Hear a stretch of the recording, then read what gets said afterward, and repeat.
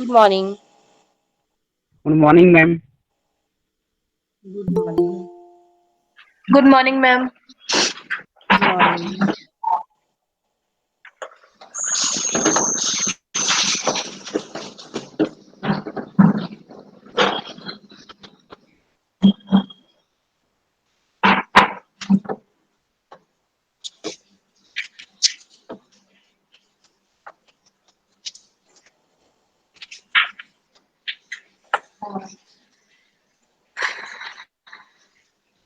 Hello.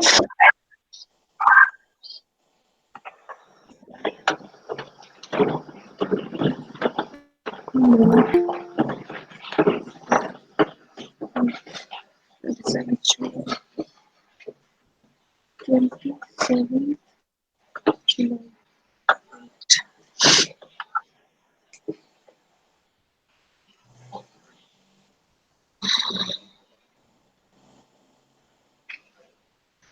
April 1st.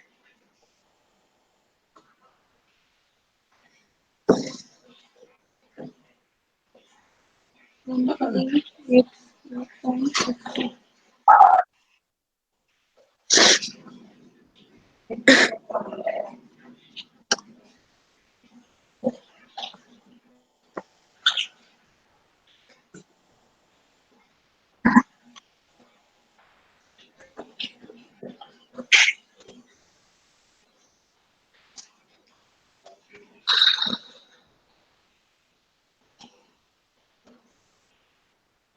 Approximately 50% discount.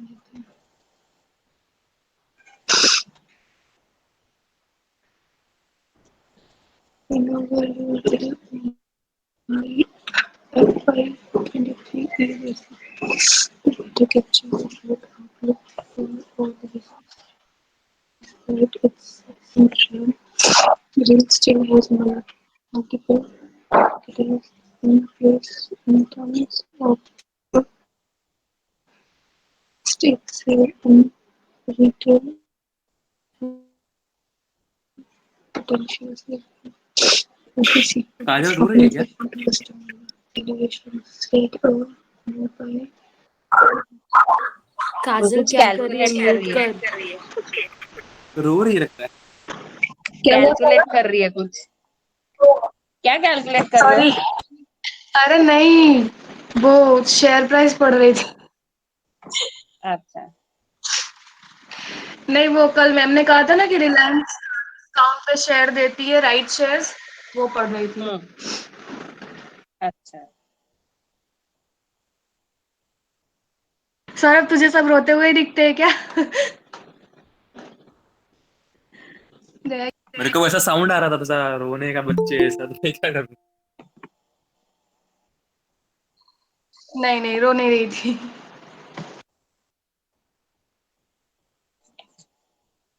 Reliance का share का price कितना हुआ? घट गया कितना? कल से कितना? कुछ 14 to 15 रुपीज रिड्यूस हो गया है प्राइस कितना है अभी वो बता। उसका कुछ 2000 रुक जाना देख के बताती हूँ रुक जाना देखना क्योंकि इतना थोड़ी याद रहता है मेरे को हाँ 2170 और 16 समथिंग चल रहा है हाँ तो का 15 था, 2 रुपए बढ़ गए।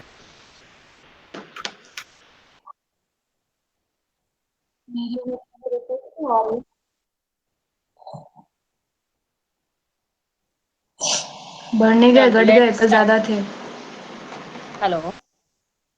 यस मैम हाँ हाँ। अगर कोई ट्राई कर रहा है अटेंड करने के लिए तो मुझे बताना। Let's start. ठीक है, 10-6 हो गए ऑलरेडी। ओके मैम और अटेंडेंस तो वैसे भी मैं फॉरवर्ड करती हूँ ग्रुप में, तो बाद में लास्ट में फॉरवर्ड कर दूंगी। अगर कुछ इधर उधर है तो बता देना।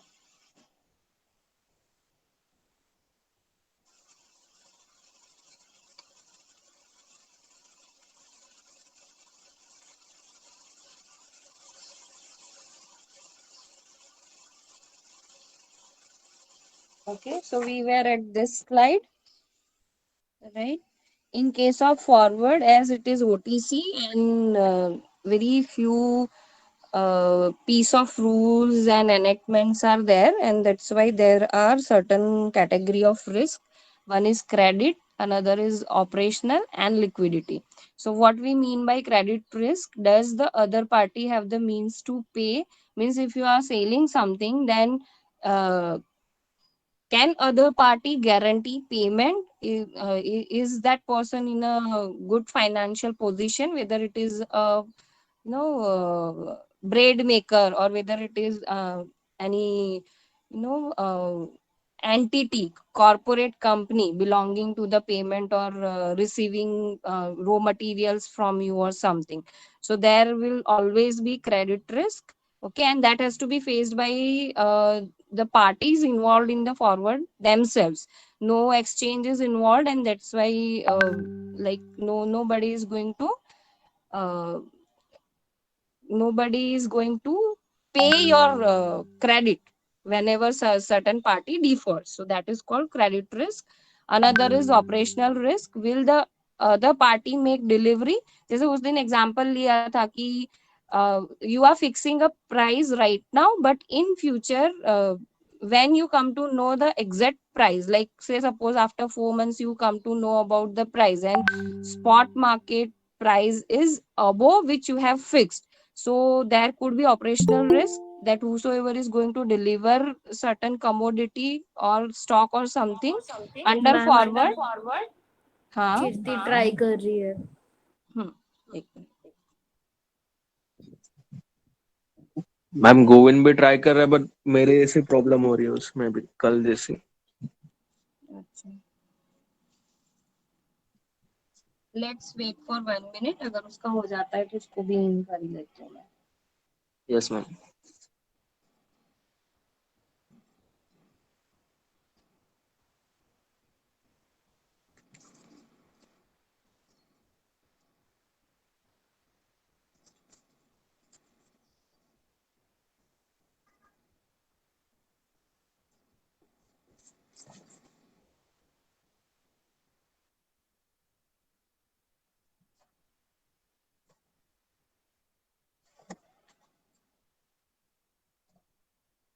कर रहा है वो अभी भी ट्राई.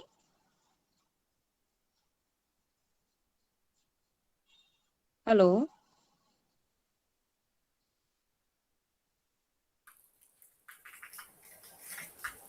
हाँ मैम कर रहा है 1 minute.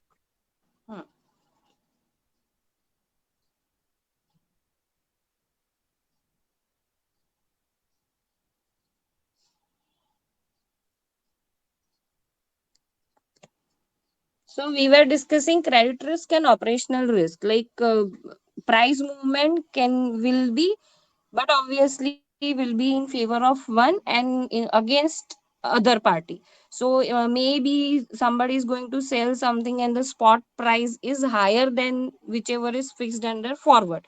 So there are very high chances that that party would deny delivery under derivative contract under forward, and he or she would try to sell it in spot market. The reverse is credit risk. That is, it may happen that spot market price will go down. So whosoever is purchasing would deny delivery from that seller and would try to purchase it from spot market.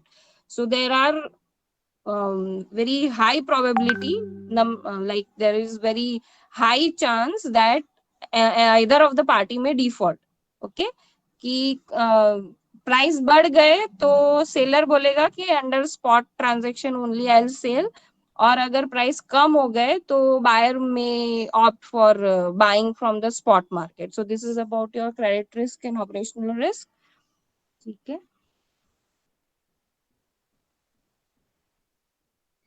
उसका कोई message आया तो मुझे बता देना. अभी तो वो मतलब दिख नहीं रहा है स्क्रीन पे ऐसा कुछ.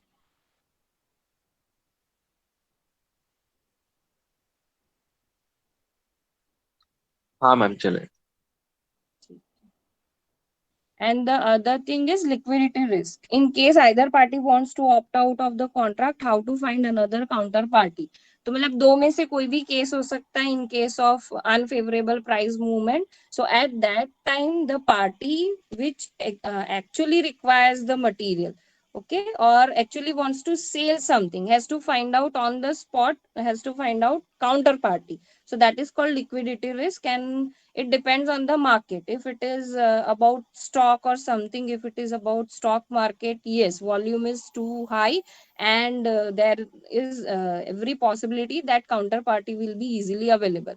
But in case of commodities and all, in which OTC contracts are there, and again that volume is not that huge, that if certain party denies, then you can have easily available next buyer or seller. So that is called liquidity risk. So these three risks are there in case of forward contracts, which could be mitigated through uh, contracts which are operated by organized stock exchanges, right? Through margin system, marking to market, and all those things, the exchange would guarantee that each and every party would exercise their contract and nobody would default. And if somebody defaults, then the counterparty would be exchanged. And like in case of in example of futures, you would come to know that if you are a seller, who is going to buy your commodity or who is going to buy from you, you won't be knowing in case of exchange traded commodities, stocks and all, because counterparty always will be exchange for you. अगर आप कुछ cell कर रहे हो तो organised stock exchange के case में buyer counter party जो बायर है वो एक्सचेंज होगा. And if you are buying something through exchange तो सेलर एक्सचेंज होगा. मतलब you would know like that only. Actual buyer या actual seller against you, who is actual buyer and seller, you can not know ma'am before neat है. Enter कर रहा है. हाँ, एक मिनट.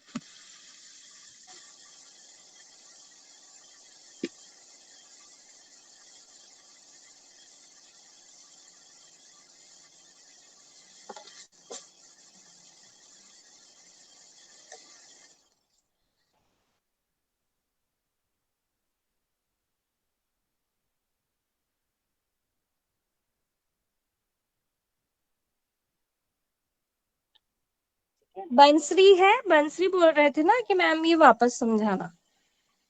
हाँ मैम. ओके, आया समझ में? है कोई डाउट? ना मैम, समझ रहा. ठीक है. Okay, there are few terminologies, ये शायद हमने पहले भी डिस्कस किया था. तो like if you read your books, then also you will find this terminologies, so you have hello to. हाँ मैम, एक डाउट है. हाँ, पूछो. फ्यूचर कॉन्ट्रैक्ट वाला जो आपने पढ़ाया था ना, जो फार्मर ब्रेड सेल करता है उसको, हाँ हाँ तो हाँ. उसमें अगर मीन्स प्राइस बढ़ जाती है तो सिर्फ सेलर ही डिनाई कर सकता है कि बायर भी डिनाई कर सकता है कि मैं नहीं खरीदूंगा ड्यू टाइम आने के टाइम पे? दोनों पार्टी डिनाई कर Any सकती है एक दूसरे को? any party can default depending on which risk is faced by that party. मतलब एक को जैसे प्राइस मूवमेंट होगा तो एक के लिए बट ऑब्वियस है कि वो फेवरेबल होगा और दूसरे के लिए वो अनफेवरेबल होगा. तो एक के लिए वो अपसाइड रिस्क है, एक के लिए डाउन साइड रिस्क है. ठीक है. तो जो डाउन साइड रिस्क फेस कर रहा है at the time of expiry, वो डिफॉल्ट करेगा, वो ज्यादा चांसेस होते हैं. जिसके लिए अपसाइड दोनों रिस्क है, पार्टी, मतलब दोनों पार्टी एक दूसरे को डिनाई कर सकती है ना? ऐसा नहीं ना कि सिर्फ हाँ सेलर ही कर डिनाई कर सकते हैं. सकता है? नहीं नहीं, कर सकते हैं depending on the price movement. जैसे अगर सेलर है तो सेलर के लिए अनफेवरेबल कौन सा होगा? मार्केट प्राइस बढ़ प्राइस जाना. फेवरेबल, हाँ.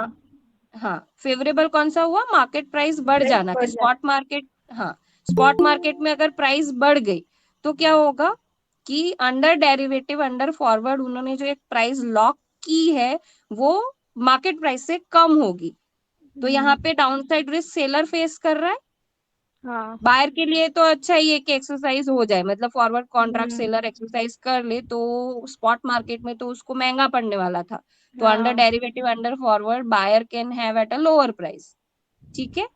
हाँ. और अपोजिट केस में बायर के लिए फिर वो डाउन साइड रिस्क हो जाएगा कि अगर स्पॉट मार्केट में प्राइस कम हो गई कम हो तो गई. ये हाँ. सेलर, हाँ, तो ये सेलर के लिए अपसाइड रिस्क है, क्योंकि अंडर डेरिवेटिव तो उसको ज्यादा ही मिलने वाला है, स्पॉट मार्केट में कम प्राइस मिलती उसको, तो there are no chances that in this condition seller would default. इस केस में क्या बायर डिफॉल्ट कर सकता है कि बायर को पता है कि स्पॉट मार्केट में वो सस्ता मिल रहा है, तो why should I buy under forward, ऐसे। And that's why there are very high chances के फॉरवर्ड में आपके आइदर ऑफ द पार्टी में डिफॉल्ट। और अगर आपने एंटर कर लिया है और कोई पार्टी डिफॉल्ट डिफॉल्ट कर रही है, तो आपको काउंटर पार्टी ढूंढनी पड़ेगी खुद से ही, क्योंकि no mediator is there, like brokers and all होते हैं, वो सिर्फ पार्टी मिला, मतलब बायर और सेलर को मिलाना ही उनका काम होता है। So at that time even he could help out, तो काउंटर पार्टी मिल जाएगी। बट अगर नहीं, सपोज कि वो भी नहीं ढूंढ पाया, तो there will always be liquidity risk. तो वो लिक्विडिटी रिस्क भी केस टू केस डिफरेंट होता है। जैसे मैंने एग्जांपल दिया कि अगर वो it is related to stock and it is related may be like forward, अगर आप एंटर कर रहे हो स्टॉक के रिलेटेड, तो वहां पे वॉल्यूम हाई होता है, मतलब कोई ना कोई आपको अपोजिट पार्टी मिल जाएगी। But if it is commodity market and it is purely OTC, तो आपको पार्टी नहीं मिलेगी। So again liquidity risk depends on particular, like it differs from case to case. ठीक है, okay miss. okay. So these are the terminologies you have to be used to of this terminologies, क्योंकि buying और selling ऐसे terms आपको दिखेंगे but कम दिखेंगे। आपकी book में long position, short position, holding, writing, ये टर्म्स ही दिखेंगे। So you must be familiar about that कि बायर मतलब बाई करना, उसे क्या बोलेंगे, लॉन्ग पोजीशन लेंगे। सो long position is called buying, short position is called selling या सेलर। ठीक है, स्पॉट प्राइस, जैसे मैं भी बार बार स्पॉट प्राइस वर्ड यूज कर रही हूँ because no other alternative word is available. तो स्पॉट प्राइस का क्या मतलब हुआ, price of the asset in the spot market. okay, and we by taking example of your stock market, we try to understand these two parallel markets कि spot market क्या हो गया, आपका जो BSE NSE से जो आप stock purchase करते हो directly, so that is spot market। and what is derivative market, कि उसमें भी है ना, बीएससी एनएससी में डेरिवेटिव सेगमेंट है। So derivative is just a contract in which certain underlying will be there, it is again differently priced, but yes, it depends on the price movement of underlying asset in the spot market। So there is spot market, there is derivative market, two different markets are there। और spot market में जो price होगा उसको हम spot price बोलेंगे, और derivative में जो होगा वो आपका एक्सरसाइज प्राइस बोलेंगे एंड ऑल, वो भी आपका आएगा नेक्स्ट में। ठीक है, जैसे नेक्स्ट लिखा हुआ है डिलीवरी एंड फॉरवर्ड प्राइस, तो price of the asset at the delivery date, यानी फॉरवर्ड प्राइस बोलते हैं उसको, स्ट्राइक प्राइस बोलते हैं, एक्सरसाइज प्राइस बोलते हैं। So these are the terms related with derivative market. Spot market के रिलेटेड ये एक ही टर्म है, दैट इज स्पॉट प्राइस। और डेरिवेटिव मार्केट के रिलेटेड फॉरवर्ड प्राइस हो गया, स्ट्राइक प्राइस हो गया, एक्सरसाइज प्राइस हो गया। So these are the terms related with derivative market कि फॉरवर्ड फ्यूचर्स कैसे कोट होंगे। So there is certain strike price, there is certain exercise price, so these are the terms। now next is what are futures।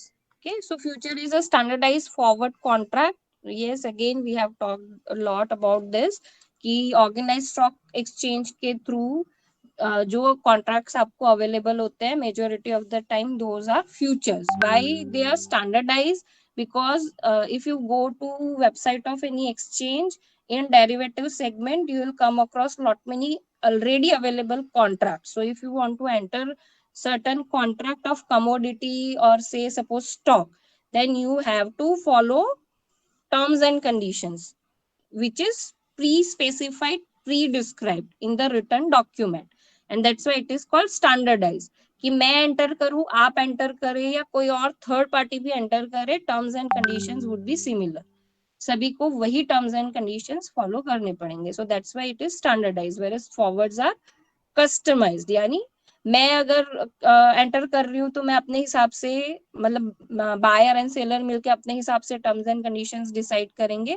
कोई third party enter कर रहे हैं तो वो दोनों मिलके उनके टर्म्स एंड कंडीशंस डिसाइड करेंगे। सो that is called customized and this is called standardized। now we are talking about commodity futures as well। जैसे I think very first day काजल ने बोला था ना कि कमोडिटी डेरिवेटिव सेगमेंट भी बीएससी एनएससी वेबसाइट पे, मतलब बीएससी इज अलाउइंग। ठीक है, तो मे बी कि अभी आपको नहीं देखने मिले, but you can go for MCX, multi commodity exchange. So this is the exchange for your commodities futures. तो आज आप ये ट्राई करना, and yes already told that your first assignment would be to download any particular contract, may it be futures or may it be option, call, put, something. Okay, and you have to understand the entire document of 6-7 pages. Contract पूरा आपको अच्छे से समझना है, and if you don't understand it much तो आपको कोई broker या you can have Google Meet और Webex और कुछ भी, मतलब पर्सनली नहीं जाना है। यूजुअली मैं ये पर्सनली जाके समझ के ऐसा असाइनमेंट देती हूँ, but right now you can have Webex meeting. तो आपको क्या करना है कि ये पूरा डॉक्यूमेंट में जो टर्म्स आपको नहीं समझ में आ रहे हैं वो किसी ब्रोकर के साथ मीटिंग करके आपको वो टर्म्स समझने, एंड फाइनली वो टेक्निकल टर्म को लेमन लैंग्वेज में कन्वर्ट करके आपको असाइनमेंट सबमिट करना। मैम डॉक्यूमेंट कौन सा मैम? वो आपको इस पे से वेबसाइट पे से मिलेगा। जैसे अगर आपको कमोडिटी फ्यूचर्स चाहिए तो एमसीएक्स, मैंने बोला ना, मल्टी कमोडिटी एक्सचेंज। जैसे बीएससी एनएससी स्टॉक मार्केट के लिए है, वैसे एमसीएक्स ये कमोडिटी फ्यूचर्स के लिए है। तो उसकी वेबसाइट पे जाओगे तो आपको बहुत सारे कमोडिटीज मिलेंगे, wheat, rice, gold, oil. Crude oil वो सब होगा मैम ना? हाँ, उसका भी होगा। तो उसमें से किसी का भी एक कॉन्ट्रैक्ट आपको डाउनलोड करना है, उसको समझना है, और उसको लेमन कि उसमें जो टेक्निकल जार्गन है उसका लेमन मीनिंग क्या होता है वो अपने ओन वर्ड्स में लिख के फिर वो सबमिट करना है। ओके ठीक मैम। है, कमोडिटीज का एमसीएक्स से मिलेगा, और इसका stock and index futures and all उसका आपको बीएससी एनएससी से मिलेगा। ठीक है। Okay ma'am. And other thing, yes, we were talking about the regulatory authorities. Like I told about the stock and index futures would be governed by SEBI. If it is currency forwards or currency options, it will be governed by RBI. So same thing for commodities, there is FMS, that is Forward Market Commission. तो ये जो MCX वगैरह है, that would be governed by FMS. Okay, that day we were talking about this na ki if it is forward then very few kind of rules and regulations are there, और बहुत ज्यादा strict regulatory structure forwards के लिए OTC के लिए available नहीं है, जबकि futures के लिए और exchanges के लिए है। Okay, but there are 2-3 things कि अगर वो स्टॉक मार्केट के रिलेटेड है तो सेबी आएगा, अगर करेंसी या बैंकिंग ट्रांजैक्शन के रिलेटेड है तो वो आरबीआई आएगा, और अगर वो कमोडिटीज के रिलेटेड है तो एफएमएस आएगा। तो these are two new terms to you for your derivative subject, that is MCX, multi commodity exchange। दूसरा भी है कुछ 4 लेटर एब्रिविएशन है, मैं ग्रुप में डालूंगी, अभी मैं भूल गई। तो दो दो एक्सचेंजेस है उसके भी, MCX है और दूसरा भी है, so that I will forward in WhatsApp group, और उसको गवर्न करता है FMS, that is forward market commission. ठीक है, so this was about regulatory framework. Now coming to futures, it is traded on an organized exchange, yes, that we also talked about। stock market है तो BSE NSE हो गया, commodity है तो MCX हो गया। Then standardizations, in which terms it will be standardized. So here 4-5 things are given even in your book, because it is required for your numericals। मतलब हम जो भी वैल्यूएशन करेंगे, कैलकुलेशन करेंगे, इसमें इतनी चीजें रिक्वायर्ड होती है। But if you go for any commodity derivative contract, then again as I already told कि 6-7 पेज का होता है, क्योंकि उसमें बहुत सारी और भी चीजें होती है कि ग्रेड हो गया, जैसे यहाँ पे क्वालिटी तो लिखा है, बट क्वालिटी में भी बहुत ज्यादा deep kind of rules, piece of rules, and what actually particular person is required to follow, बहुत डिटेल में दिया होगा। देन डिलीवरी कहाँ से लेनी है, कहाँ से डिलीवरी होगी, मे बी की जो जहां से आप बाय कर रहे हो वो स्पॉट अहमदाबाद में, और जहाँ सेल करना है वो पार्टी कहीं और ही कोई और स्टेट के कोई और सिटी में है, तो आप कहाँ से डिलीवरी लोगे, लॉजिस्टिक्स कौन मैनेज करेगा, इंश्योरेंस कौन बेयर करेगा, lot many things if it is commodity. तो वो कमोडिटी वाला आपको 6-7 पेज का डॉक्यूमेंट मिलेगा जिसमें बहुत ज्यादा स्टैंडर्डाइजेशन होगा कि ये चीजें ही इस कॉन्ट्रैक्ट के अंडर होगी। Depending on all those conditions only you will decide whether to enter or not to enter। क्योंकि जब जियोग्राफिकली डिफरेंटली लोकेटेड हो आप, तो आपको ट्रांसपोर्टेशन कॉस्ट, इंश्योरेंस, बहुत सारी और भी चीजें आपको ध्यान में रखनी पड़ेगी। एंड यू मे फील कि going under derivative to lock price, just to lock price, I don't want to bother myself for all this things. तो मे हैपन कि आप स्पॉट मार्केट ट्रांजेक्शन से ही सेटिस्फाइड रहो, आप derivative में नहीं जाओ। So these are certain practical things which you have to keep in mind. But as far as your syllabus is concern, this 4-5 standardisations are required जो numericals में काम में आएंगे। ठीक है, so what are the standardisations? Quantity of the underline, की क्या quantity होगी। जैसे if I take example of any stock future, तो स्टॉक फ्यूचर में भी अगर रिलायंस है तो रिलायंस का लॉट प्री डिसाइडेड ही होगा कि आप 1, 2, 3 वो लॉट में ही ले सकते हो। एक लॉट में 500 शेयर्स आएंगे तो आप वो उसके मल्टीप्लीकेशन में ही ले सकते हो। जैसे मुझे 550 शेयर्स चाहिए तो पॉसिबल नहीं है। तो quantity of underline will be pre specified. Quality of the underline, okay, financial futures में रिक्वायर्ड नहीं है, बट यस कमोडिटीज है तो वो भी एक स्टैंडर्डाइजेशन होगा। Delivery dates and procedures, okay, कौन सी डिलीवरी डेट होगी and the procedure which I explain, है ना, कि वो डिलीवरी का पूरा प्रोसेस क्या होगा। And price codes, different price codes also, कि क्या आपकी फॉरवर्ड प्राइस रहेगी, एक्सरसाइज प्राइस रहेगी, that would also be standardized. So these are the specifications. Okay, and now this is the example. Here you can see 3 parties. Okay, now what we are doing, we are trying to learn from the perspective of organized stock exchange, क्योंकि futures exchange पे ही available होंगे। So as already told कि मैं अगर buyer हूँ तो मेरे लिए काउंटर पार्टी सेलर कौन होगा, एक्सचेंज होगा, राइट। एक्चुअल सेलर कौन है, वो सिर्फ एक्सचेंज को, मतलब matching of the contract nowadays is very mechanical and technically done. यानी अगर मैं ऐसे बोल रही हूँ कि काउंटर पार्टी एक्सचेंज है जिसको पता है कि सेलर कौन है, तो इट मे हैपन कि सारी चीजें सॉफ्टवेयर से ही हो रही है, matching of contract and all, तो एक्सचेंज को भी नहीं पता है कि मेरे अगेंस्ट सेलर कौन है। ठीक है, तो ये चीज है कि I am buyer and the opposite party is exchange. If I am seller, the opposite party is exchange. Matching of the contracts will be done in a mechanical way. और वो क्यों जरूरी है, क्योंकि एक्सचेंज में आपका जो वॉल्यूम होगा, अगेन डिपेंड्स ऑन वॉल्यूम, कि आपका स्टॉक या इंडाइसेस में लोग इतने इंटरेस्टेड होते हैं, not only for hedging but also for investment and arbitraging and all, कि वॉल्यूम बहुत हाई होता है। तो जब वॉल्यूम बहुत हाई होता है तो बाइंग एंड सेलर, यानी बायर और सेलर मैच होते हैं मैकेनिकली, मतलब सॉफ्टवेयर ही कर देगा मैचिंग ऑफ द, आप जिस हिसाब से कोट्स बिड आस्क प्रोवाइड करोगे, आपके रेट्स प्रोवाइड करोगे, उस हिसाब से मैचिंग हो जाएगा। ठीक है, that's why in this image 3 parties are, मतलब उसको सिंप्लीफाई करने के लिए हमने 3 पार्टी ली है।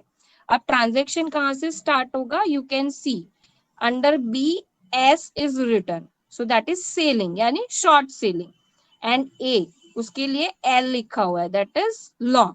तो ये लॉन्ग ले रहे हैं और ये शॉर्ट ले रहे हैं, तो इनके केस में ये शॉर्ट सेलिंग है। ठीक है, तो he is short selling at 10 and he is buying long at 10। अब ये अपोजिट पार्टी मैच कैसे हुई, जैसे बी का प्रेडिक्शन क्या है कि फ्यूचर में प्राइस कम होने वाला है, तो इसीलिए वो शॉर्ट सेल कर रहे हैं कि आज मैं 10 में सेल कर रही हूँ तो बाद में मैं 8 में, 7 में या 9 में परचेज कर सकती हूँ, and by that way I can earn profit. तो take it him as you know speculator or something, arbitrator or something. तो उन्होंने शॉर्ट सेल किया, उसके सामने ए ने लॉन्ग लिया, ठीक है, यानी उन्होंने बाय किया। अब इनका क्या प्रेडिक्शन है, he may be trying to hedge, कि उसको लग रहा है कि फ्यूचर में प्राइस बढ़ेंगे। ठीक है, and against that exercise day के दिन you can see this S, that is short, that is $12, ठीक है। तो may be after 1 month he is trying to sell. So opposite party, मतलब मैचिंग ऑफ द कॉन्ट्रैक्ट कैसे हुआ कि another सी gate entered और ये सी ने लॉन्ग ले लिया। यानी अगर इनको शॉर्ट करना है तो इट मे नॉट हैपन कि बी को भी क्लोज करना हो। तो फ्यूचर्स में यू वुड सी कि मेजोरिटी कॉन्ट्रैक्ट है ना क्लोज ही हो जाते हैं। तो वो टर्म भी मैं आपको नेक्स्ट स्लाइड में आएगी, वो समझाती हूँ। क्लोज करना मतलब जैसे 4 दिन के बाद एक्सपायरी डेट है, तो अगर मैं एक्सपायरी डेट तक वेट करती हूँ तो I have to have that particular transaction. अगर वो मैं बायर हूँ तो मुझे डिलीवरी लेनी पड़ेगी, अगर मैं सेलर हूँ तो मुझे कमोडिटी या जो भी है अंडरलाइंग एसेट वो पास ऑन करनी पड़ेगी if I am waiting till expiry. But एक और ऑप्शन फ्यूचर्स में होता है कि you can close your contract, यानी अगर 5 दिन के बाद एक्सपायरी है और मुझे एक्सरसाइज नहीं करना है, मुझे स्पॉट मार्केट में ही ट्रांजेक्शन करना है, तो मैं यहाँ पे उसको क्लोज कर सकती हूँ। So this you can take it as close कि इसको क्लोज करना था, बट इनको क्लोज नहीं करना था। तो इनका मैचिंग किसके साथ हुआ? C, and he is now taking long. तो long is at 12, so this contract is getting matched with this C. यानी ए जब शॉर्ट ले रहे हैं तो थर्ड पार्टी एंटर हो रही है लॉन्ग 12 पे, ठीक है। अब इनका भी ये प्रेडिक्शन हो सकता है कि फ्यूचर में प्राइसेस बढ़ने वाले हैं, तो let me invest in this and in future whenever price goes up I will take its advantage, ठीक है। तो ये बंदा अभी निकल गया, अब उनको क्या हुआ? ₹2 का प्रॉफिट हो गया, ठीक है। Now there are two parties in picture, B and C. तो इन्होंने लॉन्ग लिया था 12 में, अब चल रहे हैं 14। तो अब क्या हो गया? इन्होंने सेल कर दिया, इन्होंने पहले शॉर्ट सेल किया था तो इनको बाई करना पड़ेगा, राइट। तो चल रही है प्राइस 14, तो इन्होंने क्या किया? 14 में बेचा और इनको अब 14 में खरीदना पड़ेगा if we want to close. या तो फिर एक्सपायरी आ जाएगी और एक्सपायरी के दिन they have to bear another type of circumstance कि मतलब लॉन्ग उनको मिले ही नहीं और something.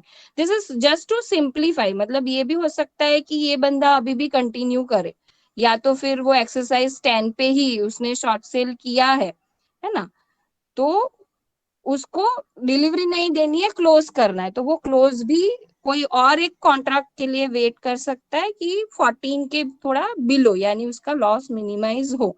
But this is just to simplify. तो ये क्या कर रहे हैं? ये शॉर्ट पोजीशन ले रहे हैं, मींस इनको ₹2 का प्रॉफिट हुआ और इन्होंने शॉर्ट सेल किया था जिनको अब हाई प्राइस पे बाय करना पड़ रहा है, तो उनको ₹4 का लॉस हुआ। Okay, you can now imagine कि अगर वॉल्यूम हाई है तो मैचिंग ऑफ द कॉन्ट्रैक्ट कैसे होता होगा। जैसे ये बंदा निकल रहा है तो कोई और एंटर हो रहा है ना। अब सी निकल रहा है तो कोई डी एंटर हो रहा है। इट मे नॉट हैपन कि इन्होंने शॉर्ट $14 में लिया, उनका मैचिंग पार्टनर लॉन्ग वो बी ही होगा। नो, बहुत ज्यादा कॉम्प्लिकेटेड है। मतलब ये तो तीन, it is revolving around 3 parties, but in actual terms मतलब कौन बायर है कौन सेलर है पता ही नहीं चलेगा। And just matching of the contract will be कि बीड किसने कितने पे बीड किया, किस और कौन आस्क किया, कौन शॉर्ट कर रहा है और कौन लॉन्ग कर रहा है, and whether it is getting matched और नॉट, और वो ऑटोमेटिक मैच हो जाते हैं। And accordingly closing of the contract और exercise of the contract and all these things will happen, ठीक है। अब यहाँ पे आपको 3 प्राइजेस दिखाए हैं, ओके, बट ज्यादा कॉम्प्लिकेशन में नहीं जाते हैं because it is market price और स्पॉट प्राइस ऐसे दिखाया हुआ है। बट अगेन वो अभी से मैं उसको रिलेट करके ट्राई करूंगी एक्सप्लेन करना, तो it will be much complicated for you, ठीक है। तो this is the mechanism of futures contract. Any doubt in this? Ma'am ये ए और सी जो है वो सेम ही है ना, मतलब वो लोग को लॉन्ग टर्म के लिए बाय कर रहे हैं ना मतलब मैम। लॉन्ग ए ने भी टर्म, ए मतलब ने मैं भी इसको फिर, हाँ बोलो। ए ने भी लॉन्ग टर्म के लिए बाय किया है और सी ने भी लॉन्ग टर्म के लिए बाय किया, लेकिन बी ने सेल किया तो उसका लॉस हो गया, कम हो गया उसका। नहीं, तो यहाँ हम लॉन्ग टर्म वर्ड नहीं ले सकते, that is the term related with stock market. यहाँ पे तो आपकी टर्म फिक्स होगी ना, जैसे 1 महीने का कॉन्ट्रैक्ट है या 3 महीने का कॉन्ट्रैक्ट है या 4 महीने का, ठीक है। तो यहाँ पे वो ओके लॉन्ग टर्म इन्वेस्टमेंट वाला मोटिव नहीं आएगा, that is purely with spot market. यहाँ मोटिव्स क्या होते हैं? आइदर टू हेज, यानी मतलब मैंने उसको रिलेट कर दिया ए के साथ कि ए ने लॉन्ग पोजीशन 10 पे क्यों ले ली, क्योंकि 1 महीने या 3 महीने के बाद उसको कुछ बाई करना है और उसको लग रहा है कि प्राइस बढ़ जाएंगे। ठीक है, तो अभी से उसने 10 रुपये फिक्स कर दिए कि 3 महीने के बाद अगर मैं कोई चीज परचेस करूंगी तो मैं लॉन्ग मतलब at 10 rupees I will take long. ठीक है, यस मैम। हाँ, तो मतलब यहाँ पे एक्चुअली जो शॉर्ट है ना वो आप उसके साथ स्पॉट मार्केट के साथ रिलेट करोगे, बट ये फिर मैं आपको वही साथ में एक्सप्लेन करने की ट्राई करूंगी तो आप कंफ्यूज हो जाओगे। जैसे इन्होंने अगर 10 में ये 10 जो है वो लॉन्ग लिया हुआ है एंड शॉर्ट कर रहे हैं वो, है ना, मतलब शॉर्ट पोजीशन वो अगर ऑन दैट डेट सेल्फ अगर स्पॉट मार्केट में 12 चल रहा है और वो शॉर्ट भी कर दे, मतलब if it is not required for hedging, तो उनको 2 रुपये प्रॉफिट हो सकता है। बट वो अब जब हम एक्चुअल एग्जांपल लेंगे ना तभी हम वो उसका, जैसे ये अगर हेजर है तो उसने 10 में स्पॉट मार्केट 12 चल रहा है और उसने 10 में प्राइस लॉक कर दी थी, तो अब उसको अंडर डेरिवेटिव सिर्फ 10 रुपये ही पे करने पड़ेंगे and that's why this is 2 rupees of profit. मतलब it differs case to case. तो यहाँ पे अगर मैं सिर्फ ये ए इंडिविजुअल की बात करूं तो ये प्रॉफिट 2 रुपीज हम कैसे समझेंगे कि उसने 2 महीने पहले लॉन्ग ले लिया 10 रुपये में, 2 महीने के बाद स्पॉट मार्केट में प्राइस चल रही है 12 रुपये।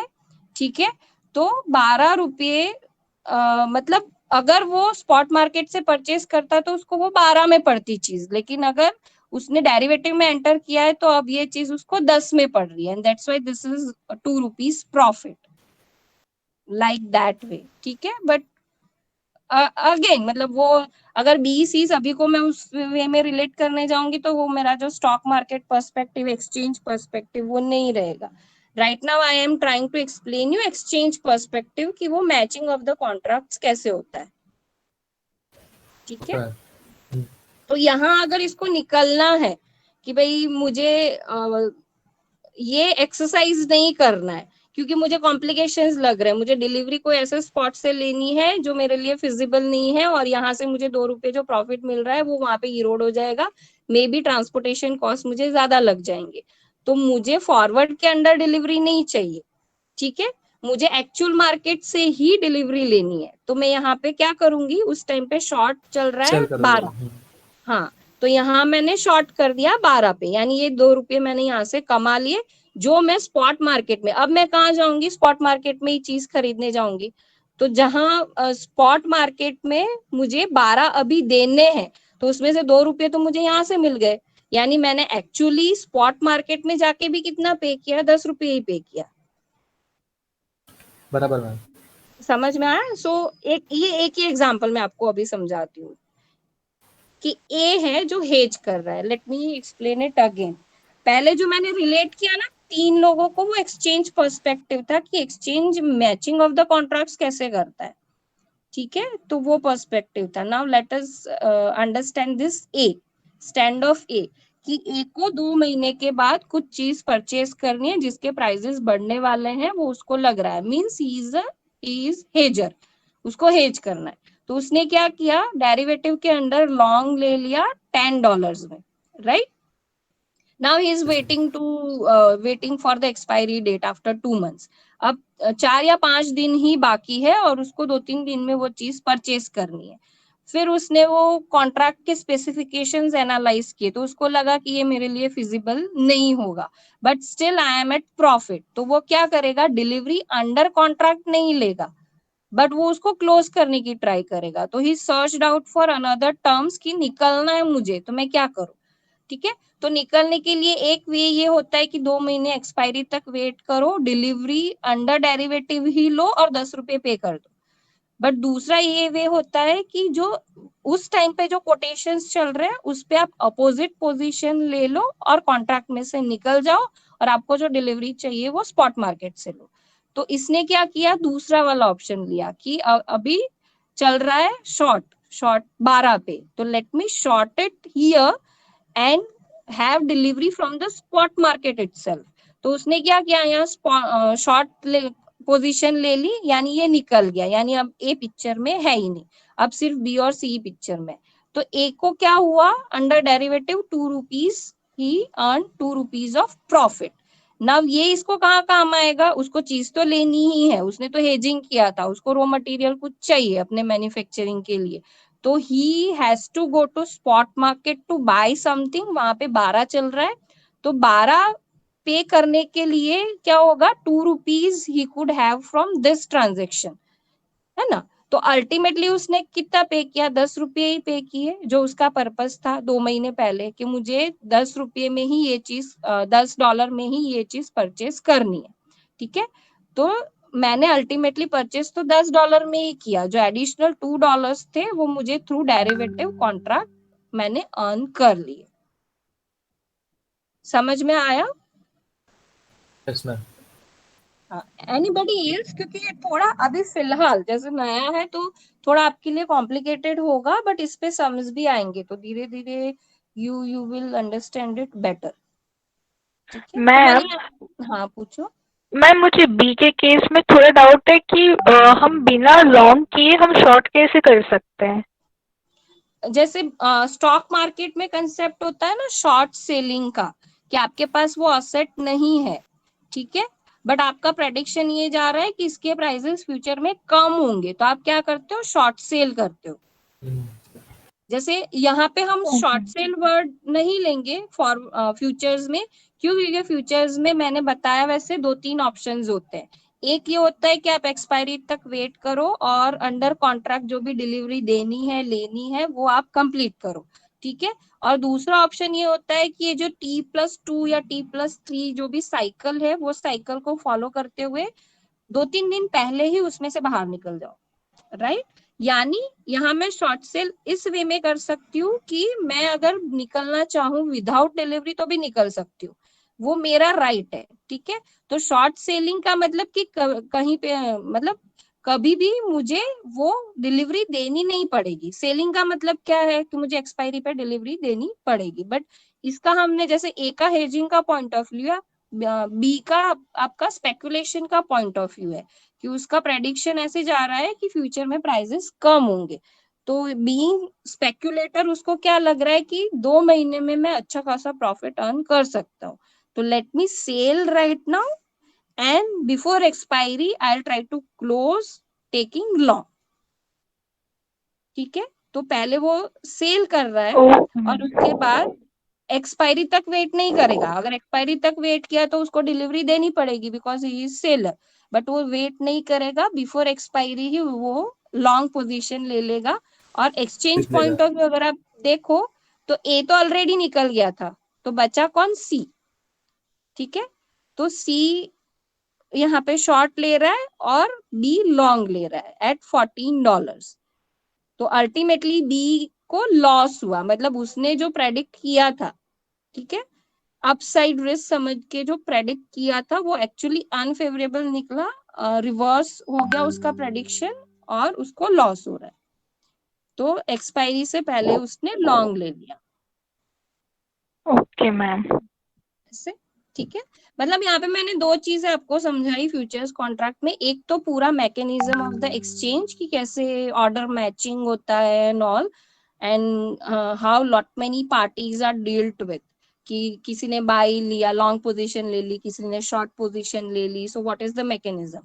And second, every party entering into derivative will have its own motive, जैसे ए का हेजिंग का ले लो, बी का स्पेकुलेशन का ले लो, सी में बी एन आर्बिट्रेजर और मे बी अगेन हेजर, है ना, कि इसका भी कुछ ऐसा रॉ मटेरियल रिक्वायरमेंट हो कि उसको लग रहा है कि प्राइस बढ़ जाएंगे, तो the same thing see again will do कि 12 पे मैंने लॉन्ग ले लिया, फिर मैं एक्सपायरी तक वेट नहीं कर रही हूँ, उसको 14 पे क्लोज कर रही हूँ, 2 रुपये यहाँ से प्रॉफिट मैंने अर्न किया, अब मैं मुझे जो परचेज करना है वो तो मैं स्पॉट मार्केट से ही परचेज करूंगी, बट ये 2 रुपये की वजह से मुझे अब 14 में नहीं पड़ेगी वो चीज, मुझे वो अब 12 में ही पड़ेगी, ऐसे, ठीक है।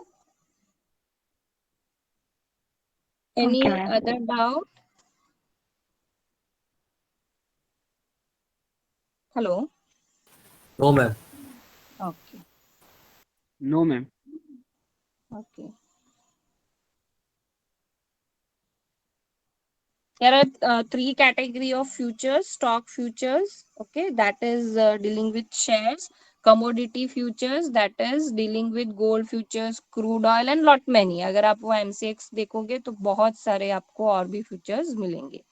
Index futures, okay, dealing with stock market indices.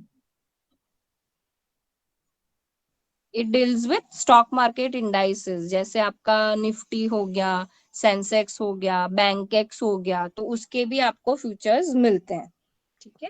Again it could be, hedging purpose, speculation, arbitraging, कोई भी. जैसे hedging के लिए if I have built portfolio in which I have stocks, more stocks of bank, तो और मुझे लग रहा है कि फिलहाल तो अच्छा है बैंकिंग का, बट फॉर एन एग्जांपल कि मुझे ऐसा लग रहा है कि बैंकिंग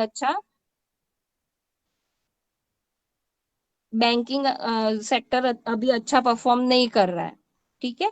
तो मैं क्या कर सकती हूँ, मुझे हेज करने के लिए बैंकेक्स या जो भी उसका एक स्पेसिफिक सेक्टरल इंडाइस का जो फ्यूचर अवेलेबल है, उसको मैं उसमें एंटर करके एक प्राइस लॉक कर दूंगी, सो दैट अगर मेरा स्पॉट का जो पोर्टफोलियो है, if that portfolio will reduce to a negative level, then I can exercise that index future and I can balance with my loss. जैसे स्पॉट में अगर लॉस होगा तो डेरिवेटिव में, फ्यूचर्स में आपको प्रॉफिट होगा, यानी ये लॉस को आप बैलेंस कर सकते हो प्रॉफिट ऑफ डेरिवेटिव के साथ. ठीक है. So that is called index futures. Yes, this I was explaining. Okay. Closing a futures position. I think in layman I've explained you already. तो आपको समझ में आ गया होगा कि what is closing. Okay. Closing मतलब आप एक्सपायरी तक उसको होल्ड नहीं करोगे और आप रिवर्स पोजीशन ले लोगे कि पहले मैंने लॉन्ग लिया था, तो before that cycle ends I have to take short position, और अगर मैंने पहले शॉर्ट लिया था तो अब मुझे लॉन्ग लेना पड़ेगा. मीनिंग देयर बाय कि जो अंडरलाइंग में मैंने ट्रांजैक्शन किया था उसकी डिलीवरी ना तो मुझे देनी पड़ेगी ना तो लेनी पड़ेगी. जो भी आपका प्रॉफिट एंड लॉस है that will get cash settled. उसको हम क्या बोलते हैं, कैश सेटल्ड बोलते हैं. कि जैसे वहां प्रीवियस एग्जांपल में वी हैव सीन कि किसी को $2 का प्रॉफिट हो रहा है, किसी को $4 का लॉस हो रहा है या $2 का लॉस हो रहा है. So who is having loss of $2 will pay it to the party who gained it, who had profit of $2. तो ऐसे ये कैश सेटल्ड हो जाता है कि उसमें और कुछ नहीं करना होता है. जिसको लॉस हुआ वो अमाउंट जिसको प्रॉफिट हो रहा है उसको पे कर देंगे through the medium of exchange. Directly नहीं, वो पोस्ट करेंगे मार्जिन अकाउंट के थ्रू एक्सचेंज में कि $2 as in margin account I will be keeping और I will be posting, and that $2 will get paid to A who is earning profit, and that will get credited in the margin account of A. So that is called closing. Okay. So most of the time it happens, मतलब ये सिर्फ वो जो ₹2 ₹3 profit होता है वो earn करने के लिए ही डेरिवेटिव एंटर करते हैं लोग. ठीक है. Delivery and all will be much complicated as it is already explain that it is very much standardize. तो स्टैंडर्डाइज के केस में मैं यहाँ अगर वापी में बैठी हूँ तो मुझे वो कॉन्ट्रैक्ट के delivery specifications it may not be feasible, कोई और ही स्टेट का है वो, इट मे हैपन, तो मैं क्या करूंगी, मैं उसको क्लोज ही कर दूंगी, मैं उसके अंडर डिलीवरी नहीं लूंगी. ठीक है. So most future contract are not held till expiry but closed before that. If held till expiry, they are generally settled by delivery. अगर आप expiry तक उसको रखते हो तो yes, delivery, अगर आप seller हो तो delivery देनी पड़ेगी, अगर आप buyer हो तो delivery लेनी पड़ेगी. But that volume is only 2-3%. But बहुत कम होते हैं ऐसे जो expiry तक hold होते हैं, otherwise वो reverse position लेके close ही हो जाते हैं. By closing a futures contract before expiry, the net difference is settled between traders without physical delivery of the underlying. I think you must have understood this. ठीक है. दूसरे subject की link आए तब मुझे बताना, तब तक मैं कंटिन्यू करती हूँ.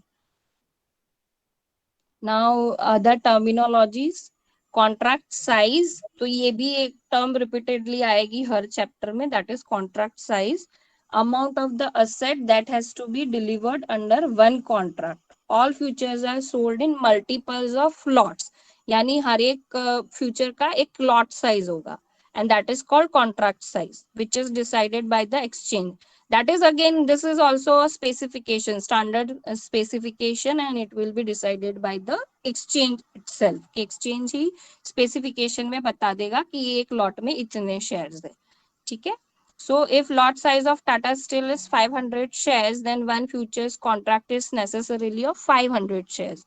So मैं उसके multiple में ही purchase कर सकती हूँ, either 1 lot, 2 lot, 3 lot. So either 500 shares, 1000 shares, or 1500 shares, not other quantity, right? So that is called contract size. Then other is contract cycle, the period for which a contract trades. The futures on the NSE have 1 month, 2 month, 3 month expiry cycles. मतलब हर एक की अलग अलग होती है. जैसे currency forwards हो तो उसकी टिल 6 months या 1 year की एक्सपायरी वाले कॉन्ट्रैक्ट्स भी अवेलेबल होते हैं. स्टॉक अगर हम बात करें तो till 3 months expiry you can have. जैसे आप अगर एक्सचेंज पे if you go for any contract, if you search for any contract, तो आपको हर एक मिलेगा. 1 month एक्सपायरी वाला, 2 month एक्सपायरी वाला, 3 month एक्सपायरी वाला, ऐसे सारे कॉन्ट्रैक्ट्स आपको मिलेंगे. So every exchange and every future have it's specific contract cycle. तो ये एक स्पेसिफिकेशन आपको मिलेगा, that is called contract cycle. ठीक है. एक्सपायरी डेट, वो आई थिंक ये समझ में आ गया होगा आपको. Usually last Thursday of every month. Expiry date क्या होता है? Pre fixed. आपके कॉन्ट्रैक्ट में जो प्री फिक्स्ड होता है, मतलब ये जैसे 1 month, 2 month या 3 month बोल रहे हैं, तो एक डेट फिक्स होगा, that is called expiry date, and this date would be usually last Thursday of every month, और previous day if it is a holiday, public holiday हुआ तो इट कुड बी वेडनेसडे. ठीक है. Then strike price, already explain कर दिया. The agreed price of the deal is called the strike price. Forward price is for forwards. ठीक है. और इसके लिए exercise price, strike price, ये सारे terms हैं.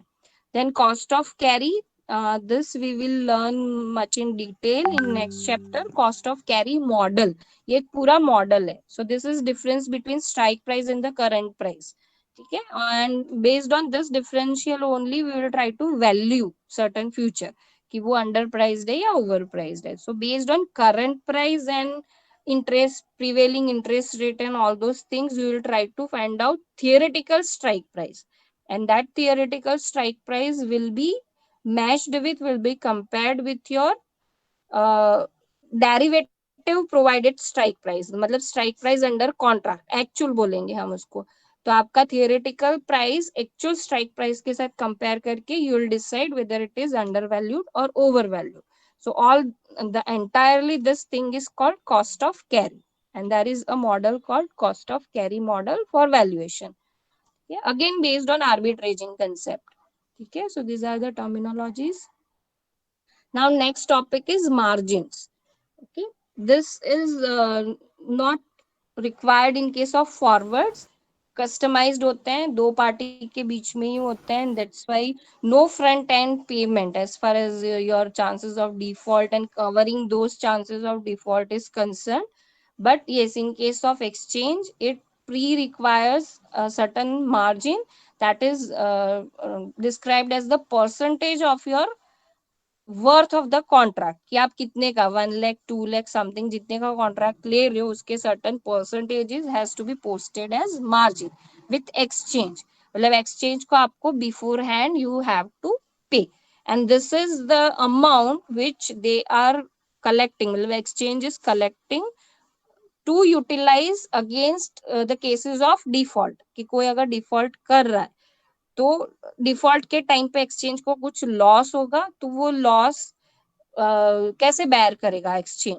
So that loss could be covered up through this amount, margin amount being posted by each and every party entering into the contract.